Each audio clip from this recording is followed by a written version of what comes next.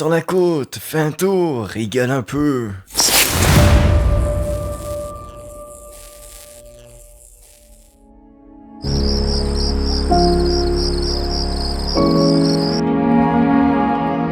Quel genre de machine infâme est-ce?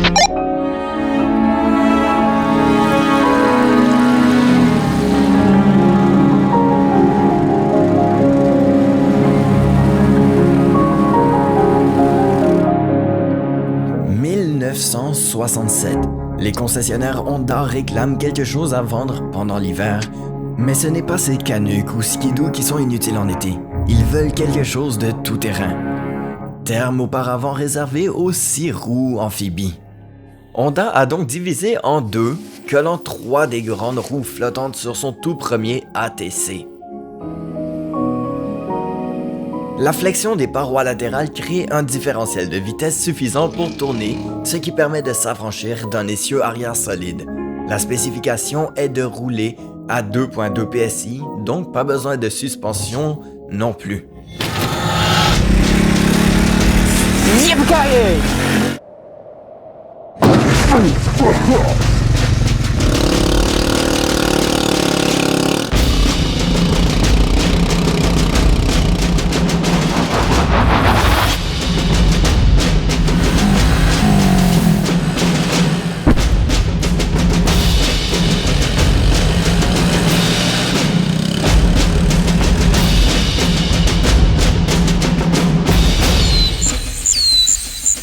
Et bien qu'elle ne flotte pas comme ses ancêtres amphibies, les pneus bulbeux la rendent presque sans poids dans l'eau.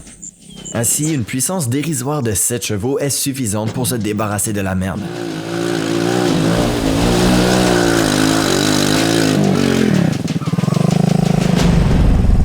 Inhabituellement basique, mais inhabituellement fonctionnel, tout ça grâce aux grosses roues.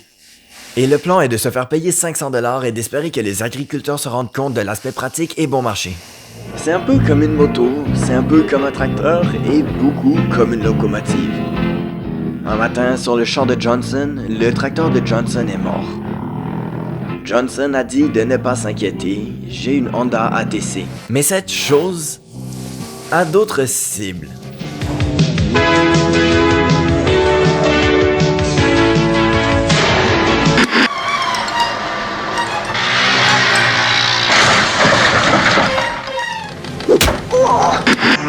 Pour que votre famille puisse s'amuser de 100 façons différentes. Si vous voulez que votre famille s'amuse davantage cet hiver, découvrez la gamme la plus complète au monde de véhicules à 3 roues. Ils sont chez votre concessionnaire Honda.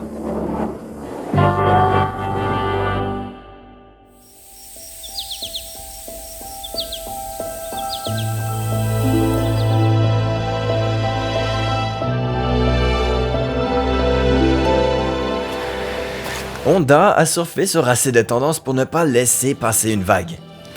Ces choses sont comme des mitrailleuses. Quand un outil pratique devient un objet de jeu, vous savez... C'est la sécurité à son meilleur. Un mauvais mouvement du doigt et... Ouais... Par exemple, même sur une pente modeste, il ne faut pas grand-chose pour faire basculer une machine. Les ATC ont également un arrière extrêmement adhérent et lourd, donc il en faut encore moins pour se retrouver en arrière.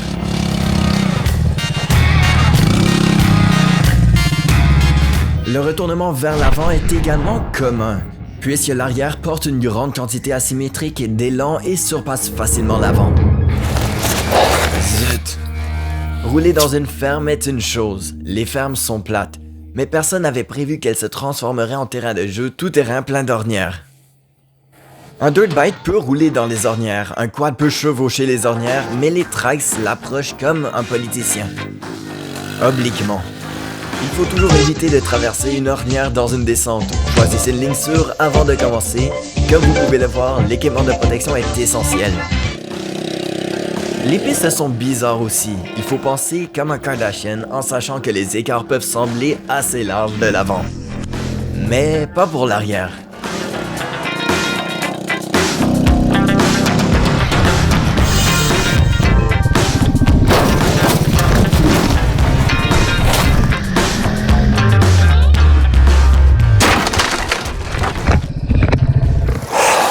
Je perds ce combat. Ce track est non newtonien, comme si chaque action avait une réaction aléatoire et accrue.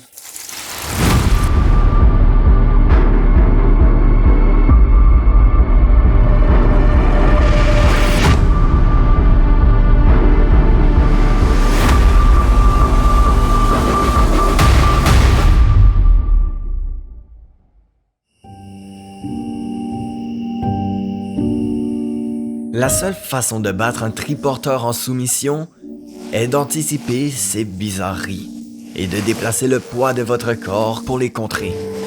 Sur un 3 roues, descendez du siège et déplacez votre poids bien vers l'intérieur pour garder les roues arrière en bas.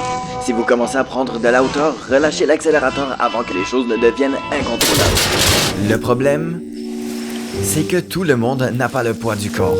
Vous avez un peu de mal à prendre quelques kilos ou à vous faire remarquer, alors buvez ceci.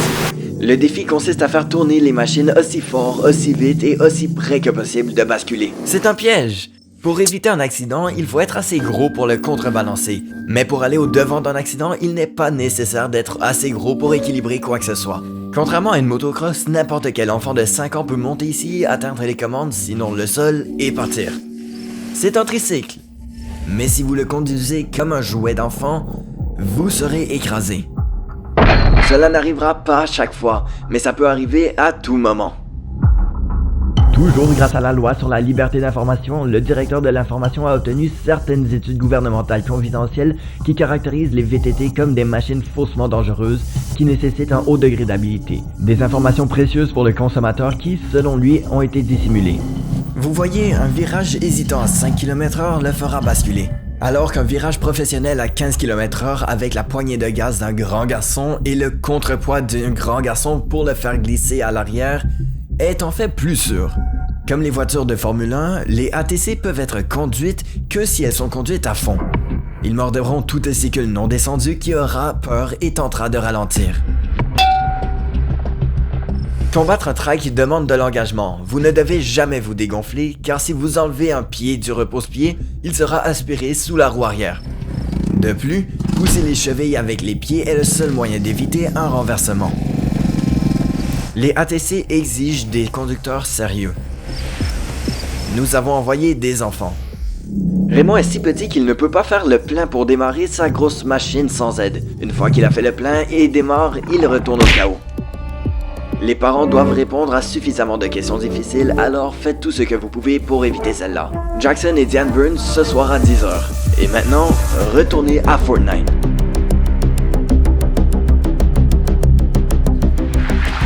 Tu sais quoi? Maintenant, je sais comment tuer cette chose. Quand 2,5 millions de VTT sont vendus, 1 sur 3 envoie son conducteur à l'hôpital. Des milliers à la morgue, principalement à cause des renversements causant des blessures à la colonne vertébrale ou la suffocation. Et comme d'habitude, tout le monde s'en fout. Jusqu'à ce qu'on réalise que plus de 50% sont des enfants. Randy Nelson, expert en moto, portant un micro caché, demande au vendeur un VTT pour ses fils jumeaux de 9 ans. Sans hésiter, le vendeur a recommandé un VTT de taille adulte pour les garçons. Oh, nous vous tentons.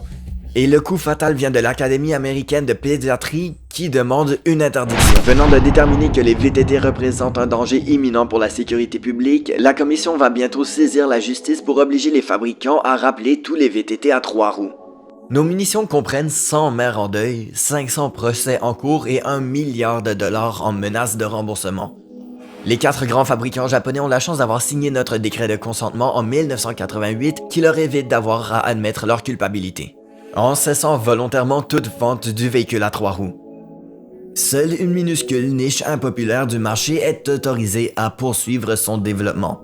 Ces étranges 4 roues appelées quad.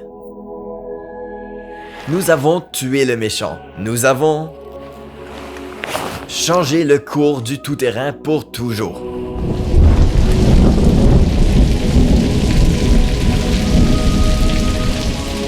Mais le temps ne se souviendra pas de nous comme des héros.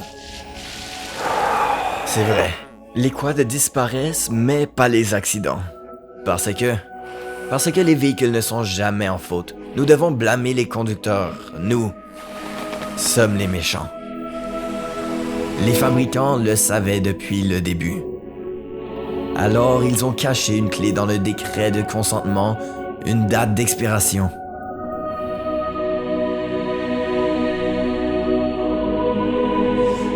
Cela garantissait que l'interdiction ne durerait pas éternellement, que les 3 roues existants pourraient échapper au rappel, que les ATC seront de retour.